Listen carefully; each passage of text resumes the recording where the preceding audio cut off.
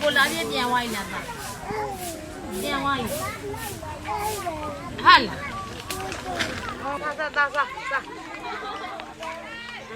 မြတ်တာတဲ့မဲပေးပွဲဖြစ်မယ်ဆိုတာဘယ်လိုမှမဖြစ်နိုင်ဘူးဒါကမတရားမဲပေးပွဲလောက်တာအဲ့တော့ကျမတို့ဘက်ကတော့ဘယ်လိုမှမထောက်ခံနိုင်ဘူး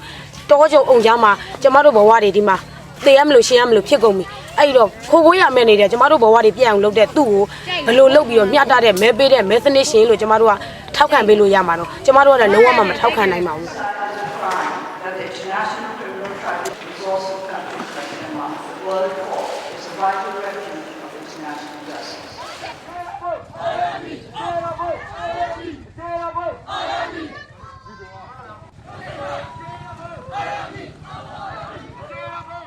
တယ်လို့မမြင်ဘူးဘာလို့လဲဆိုတော့ဒီ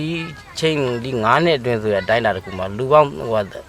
မိသားစုပေါင်းအသက်အိုးအိမ်စီစဉ်တိမ့်နဲ့ချီပြက်စီးပြီးတော့အလဲလဲကိုမိသားစုတွေမှာ10ယောက်ရှိရဲ့လူက1ယောက်ပဲကျန်တဲ့ဟာမျိုးတို့9ယောက်ရှိတဲ့လူ1ယောက်ပဲကျန်1ယောက်မှမကျန်ခဲ့တဲ့ဟာမျိုးကြီးကျတော့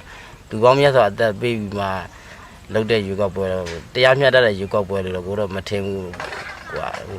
2020တုန်းကယူကောက်ပွဲတော့ACC နဲ့ပြီးသွားပြီးတော့လူတိုင်းကထောက်ခံတဲ့ယူကောက်ပွဲဆိုတော့အဲ့ဟာယူကောက်ပွဲနဲ့ရှိရင်ဒါက10ပုံပုံ10ပုံတောင်မှတရားမျှတမှုရှိမယ်လို့ကိုတော့မထင်ဘူး